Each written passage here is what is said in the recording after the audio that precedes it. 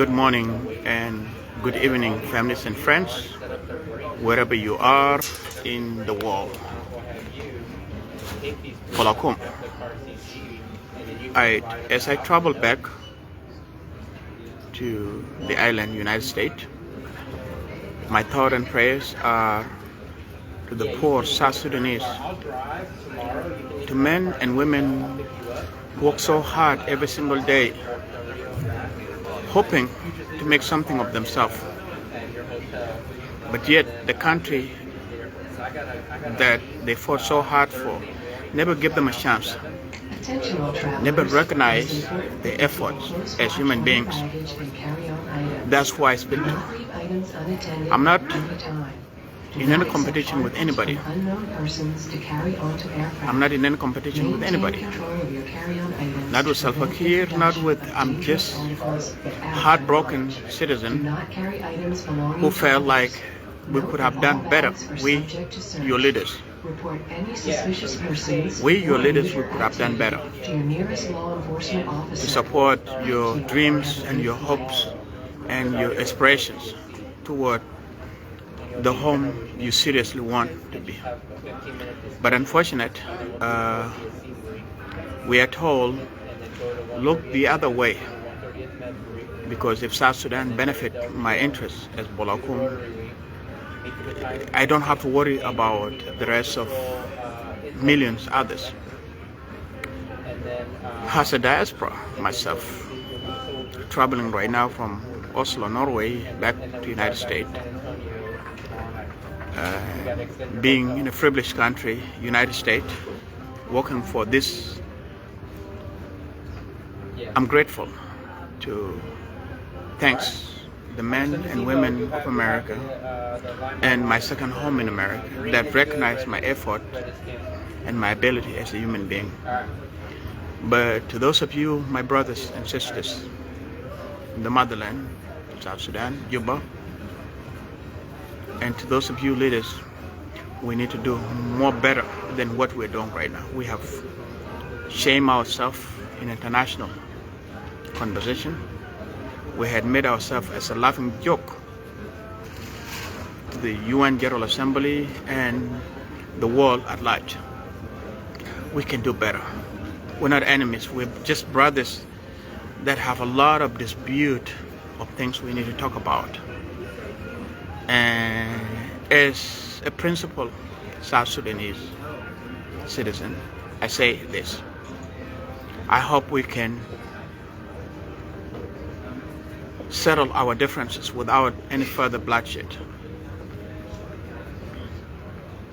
You, Salva Kiir Mayardit, mobilizing your own South Sudan Defense Force to kill your own people. What a shame. This is where leadership come in. Leadership is not about accepting easy things. Sometimes you're gonna have to go through hard way of doing things.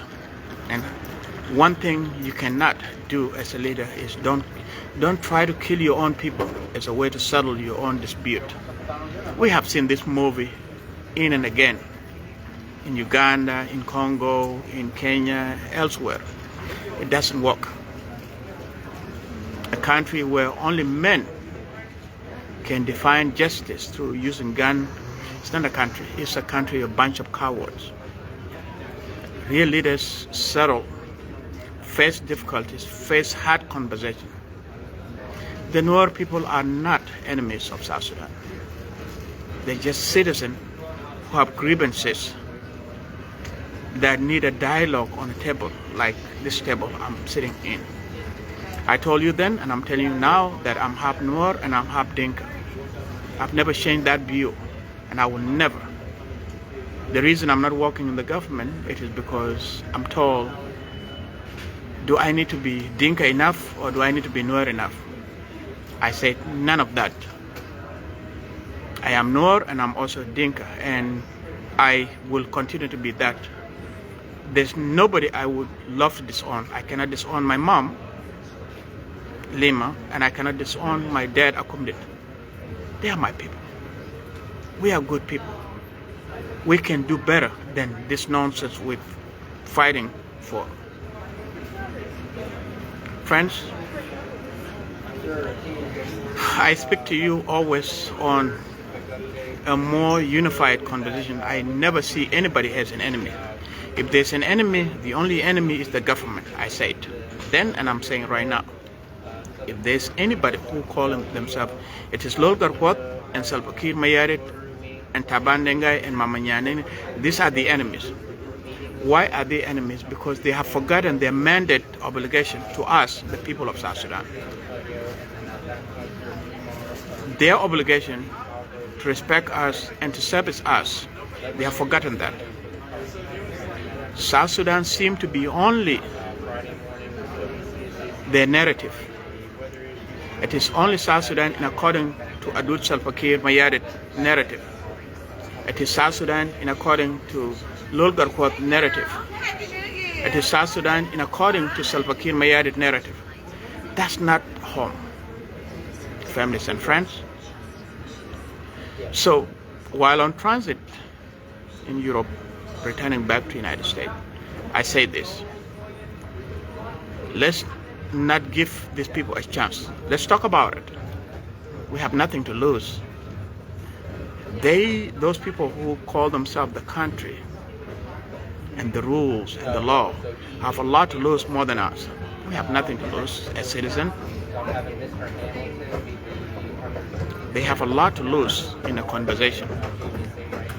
So, share this thought with yourself and ask yourself, when you left home and become a diaspora, refugee in Kenya, refugee in Uganda, refugee in Ethiopia, internally displaced, what was the objective why you left home? You left home because the home was not giving you a peace of mind and giving you purpose of life. Now, what did this home become? It has only become a burial ground of our ideas. We can no longer come educated South Sudanese society from anywhere and try to contribute. We are seen as enemies. So, South Sudan problem is a minor problem that can be solved in a global conversation if there are leaders willing to negotiate. America, my home, the home of the brave, is still a good place. You can negotiate South Sudan peace. I work here. I have colleagues here in America. They can be willing to sit down with you and listen to your grievances. But the idea that we're going to settle our ideas killing each other, I don't approve of that. I don't see that is who we are. The last war we had waged was a Khartoum war. And I don't think we need to have another war again, families and friends. So, I'm returning back home. My thought and prayers is still with the people. I'm part of you, my people. I might be in exile. I might be in America. I might be in Europe. But my heart is still belong there. I still have families there. I still fought for this country called South Sudan. I go to sleep each night in my blood. I still believe I'm a South Sudanese, American.